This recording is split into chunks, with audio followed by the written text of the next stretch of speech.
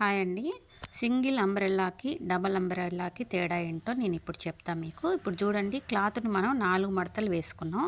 4 మడతలు వేసుకున్నప్పుడు మనము ఇక్కడ మూలలో నడుము అనేది మూలలో తీసుకోవాలన్నమాట. ఈ మూలలో తీసుకున్నప్పుడు మనము నడుము ఎంత ఉందో దాన్ని 4 భాగాలు చేసి 4వ భాగాన్ని ఈ నడుము దగ్గర తీసుకుంటాం. ఇక్కడ క్లాత్ మన వైపు, జాయింట్ మన వైపు ఉండాలి, ఓపెన్స్ అటువైపు ఉండాలి.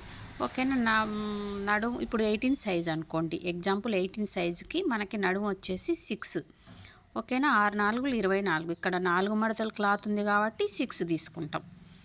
ఓకేనా. ఇలా 6 తీసుకోవాలి. అదే మీరు డబుల్ అంబ్రెల్లా అనుకోండి, డబుల్ అంబ్రెల్లాకి 8 మడతలు క్లాత్ వేసుకోవాలి. ఓకేనా. 8 మడతలు క్లాత్ వేసుకోవాలి. అప్పుడు మీకు నడుము దగ్గర ఎంత పెడతారు, అప్పుడు 6 పెట్టిరనుకోండి ఎక్కువ అవుతుంది. అప్పుడు మళ్ళీ మనం లెక్క చేసుకోవాలి.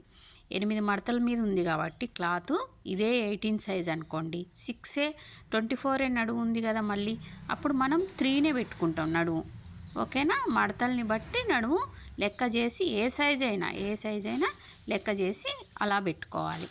అప్పుడు మీకు కరెక్ట్గా నడుము అనేది తేడా రాకుండా వస్తుంది. ఎందుకంటే కుచ్చులు రావు కాబట్టి ఈ అంబ్రెల్లా ఫ్రాక్స్కి కరెక్ట్గా నడుము తీసుకోవాలి.